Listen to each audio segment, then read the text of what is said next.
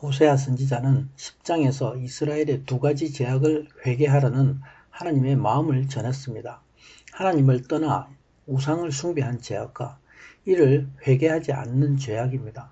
호세아 선지자는 하나님이 이런 죄악 가운데 이스라엘이 회개하고 돌아올 것과 긍휼하심으로 자신의 백성을 기다리신다 말씀하고 있습니다. 이제 11장은 우상을 섬기며 하나님께 돌이키지 않는 이스라엘을 향하여 자신의 변치 않는 사랑을 확증하십니다. 하나님의 사랑은 변함이 없으시며 무한하심을 말씀하고 있습니다. 1절에서 7절까지는 사랑으로 이끄시는 아버지의 사랑을 말씀하고 있습니다. 1절에서 2절에서 선지자는 이스라엘이 어렸을 때를 생각하며 한탄하는 아버지의 심정으로 하나님의 모습을 그립니다. 이스라엘이 어렸을 때란 아직 애굽에 있었을 때를 말씀합니다. 이스라엘을 향하여 사랑하는 내 아들을 불렀다 말씀합니다. 하나님은 이스라엘 백성을 자녀 삼으시고 저들을 광야를 거쳐 가나안으로 부르셨습니다. 또 그들로 가나안 족속들을 정복해 하고 거주하게 하셨습니다. 그러나 이스라엘은 점점 하나님을 멀리하고 우상 바알과 새긴 이방 우상들을 섬겼습니다. 이에 하나님은 선지자들을 통해서 이스라엘을 부르고 또 경고하였습니다. 선지자는 이스라엘을 의인화해서 아이를 향한 부모의 사랑과 같은 하나님의 사랑을 나타내고 있습니다. 부모가 어린 아이를 돌보듯이 하나님이 이스라엘을 안아주고 고치며 돌보았다 말씀합니다. 하나님은 이스라엘 백성을 광야에서 하나님의 군대로 키우셨습니다. 하나님의 법을 주시고 가르치시고 하나님이 저들과 함께 하시며 인도하고 보호하심을 경험하게 하셨습니다. 그러나 저들은 하나님이 고치심을 몰랐습니다. 4절에서 하나님은 이스라엘을 사람의 줄, 곧 사랑의 줄로 그들을 이끌었다 말씀합니다.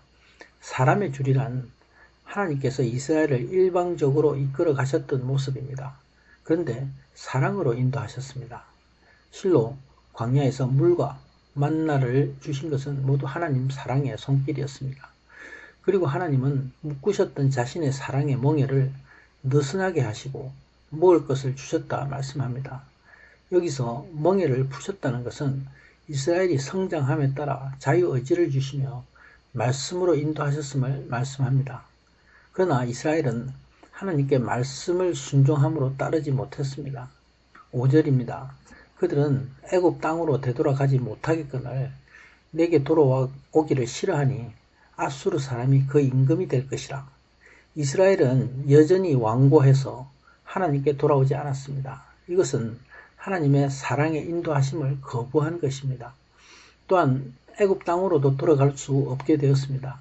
이제 아수르의 침공으로 아수르로 포로로 잡혀가게 되었다 말씀합니다.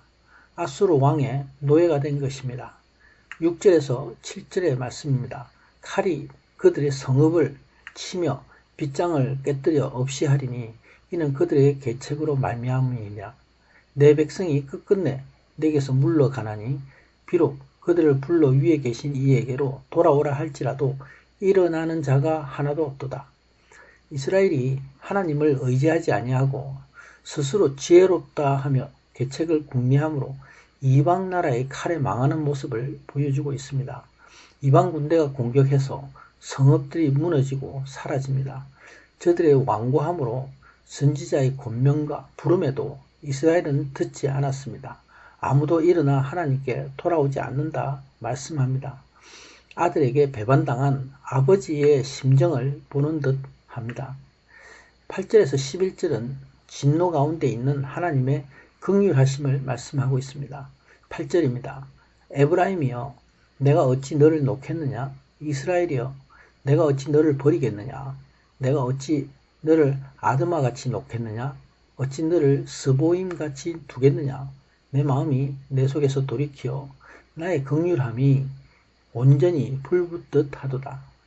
이스라엘의 불순종과 패역함에도 하나님은 변함없는 사랑과 뜨거운 긍휼의 마음을 부어주셨습니다. 아드마와 스보임은 소돔과 고모라 근처에 함께 불로 멸망한 성읍들입니다. 이들 성읍과 같이 멸망하게 내버려 두지 않으실 것을 말씀합니다. 그러므로 하나님은 이스라엘을 반드시 회복시킬 것을 알 수가 있습니다. 8절은 하나님이 다시는 이스라엘을 멸하시지 않으시겠다 말씀하십니다. 하나님은 사람이 아니라 하나님이시니 이스라엘에 대한 약속을 지키신다 말씀합니다.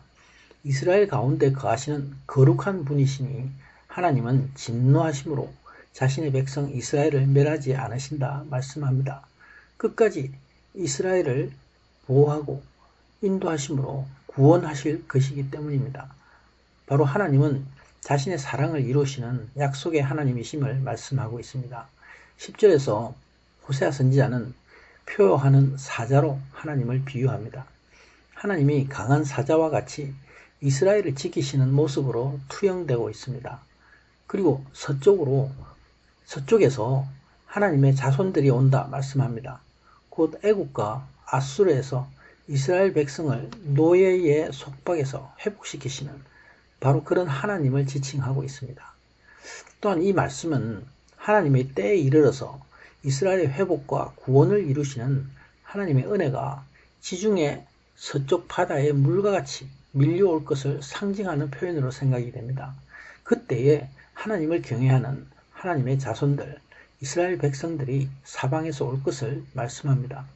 11절입니다. 그들은 애굽에서부터 새같이 아수르에서부터 비둘기같이 떨며 오리니 내가 그들의 집에 머물게 하리라. 나 여호와의 말이니라. 도망하고 포로되었던 이스라엘 백성들이 애굽에서 또 아수르에서 또 하나님을 경외하는 마음으로 이스라엘 땅으로 돌아올 것을 말씀합니다. 여기서 저들이 비둘기 같다는 것은 저들이 연약한 하나님의 백성들이 자기 집으로 돌아오게 된다는 의미입니다. 그들의 집에 머물게 한다는 것은 곧 이스라엘의 회복을 말씀하고 있습니다. 하나님은 반드시 이스라엘을 회복시키실 것입니다. 호세아 선지자는 이렇게 그 하나님의 사랑과 긍휼을 말씀하고 있습니다. 아멘.